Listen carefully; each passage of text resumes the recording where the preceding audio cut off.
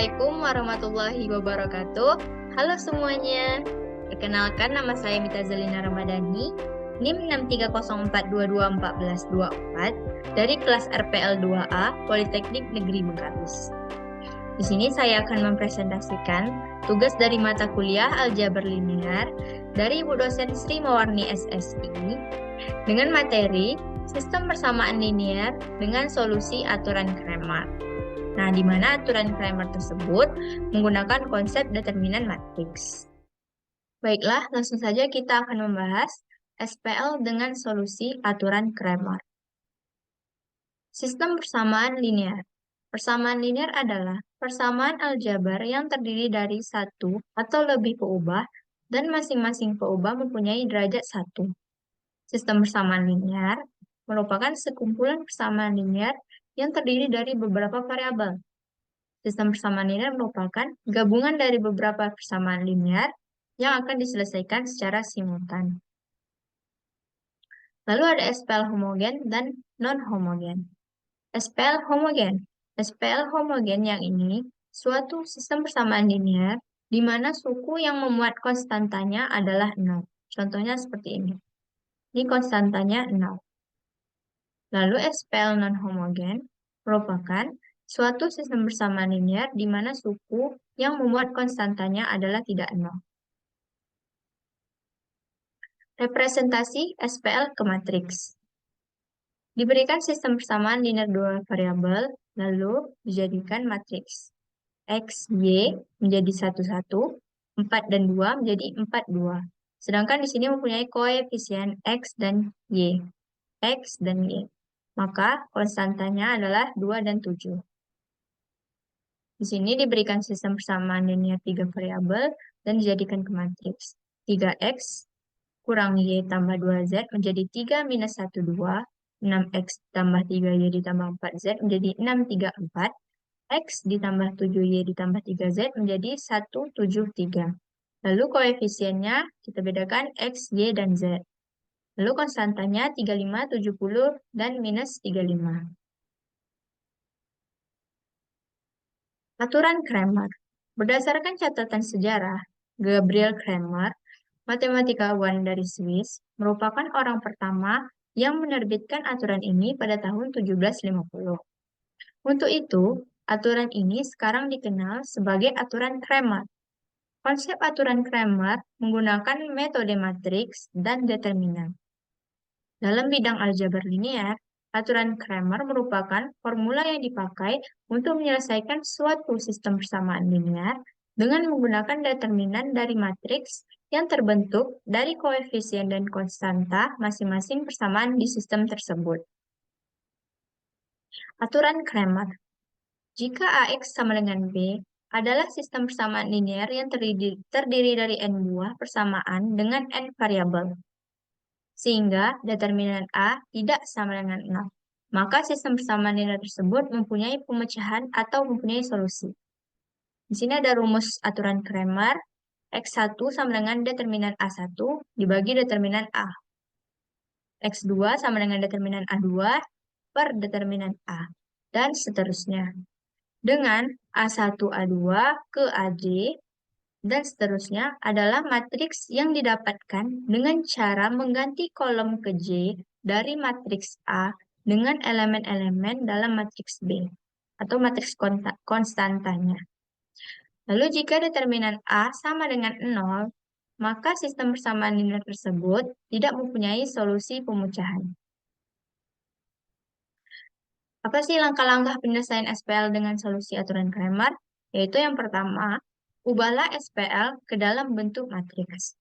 Yang kedua, tentukan matriks utamanya, lalu kita cari determinannya. Jika matriks utamanya tidak sama dengan 0, maka aturan Cramer dapat kita terapkan. Lalu tentukan matriks koefisien X, Y, dan Z, lalu cari determinannya. Lalu kita mencari determinan, kita bisa menggunakan rumus kofaktor atau dengan cara Sarus. Langsung saja kita masuk ke contoh soalnya. Tentukan himpunan penyelesaian dari sistem persamaan linear 3 variabel tersebut.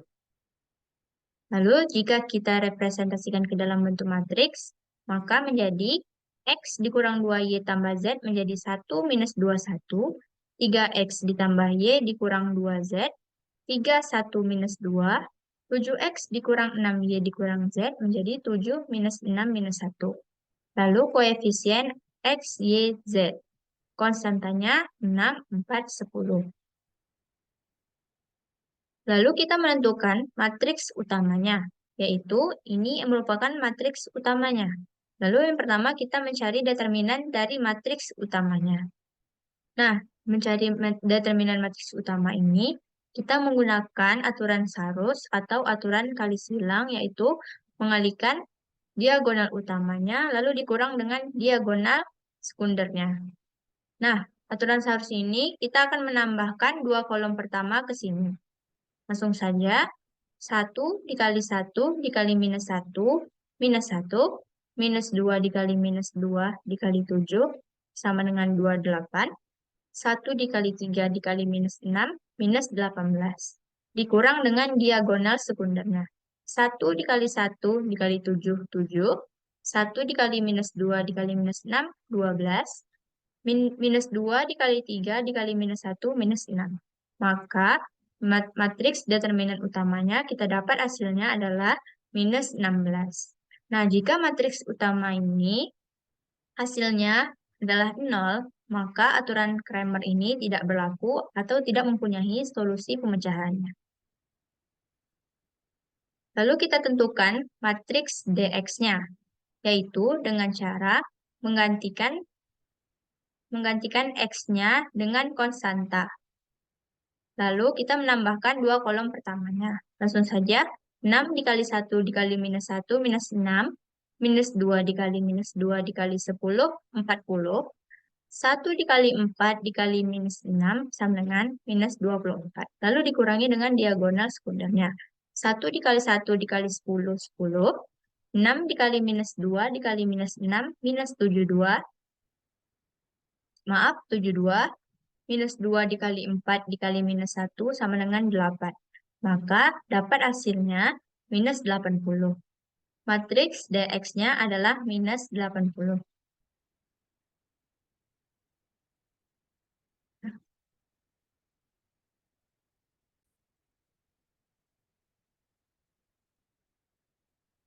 Nah, lalu di sini kita akan menentukan matriks DX-nya, yaitu dengan menggantikan konstanta ke dalam variabel X-nya. Jadi, 6, 4, 10 ini kita ubah ke X ini. Lalu, dua kolom pertama kita pindahkan ke kanan. Lalu kita kali silang.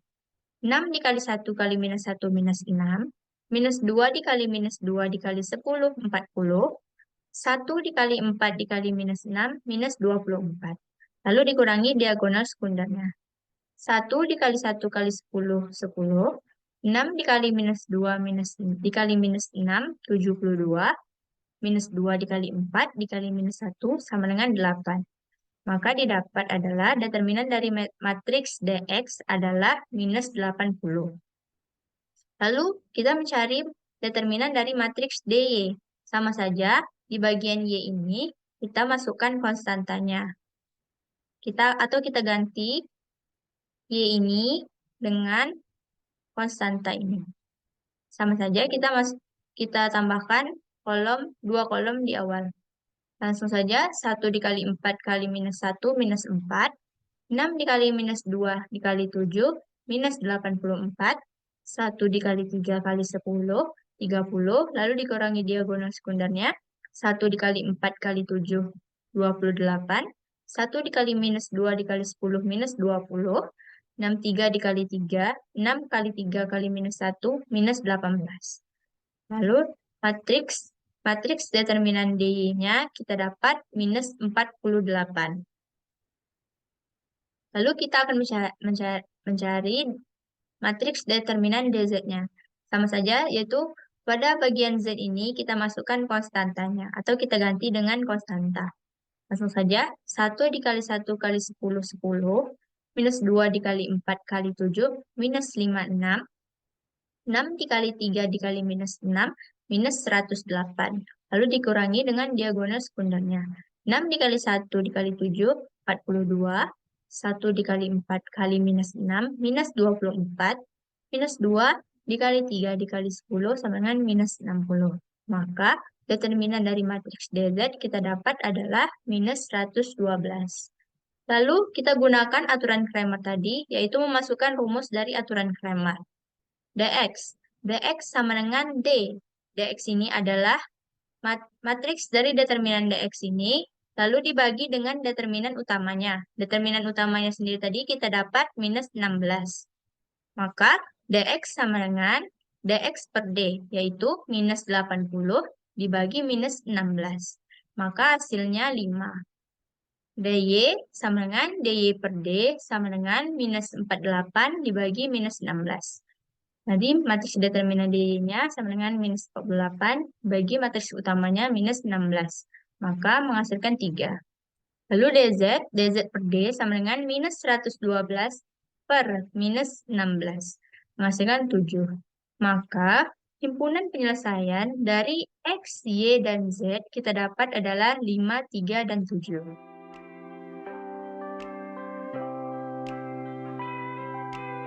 Nah, karena aturan Cramer berhubungan erat dengan penentuan nilai determinan, maka kita disarankan agar sudah dapat memahami bagaimana cara menentukan nilai determinan.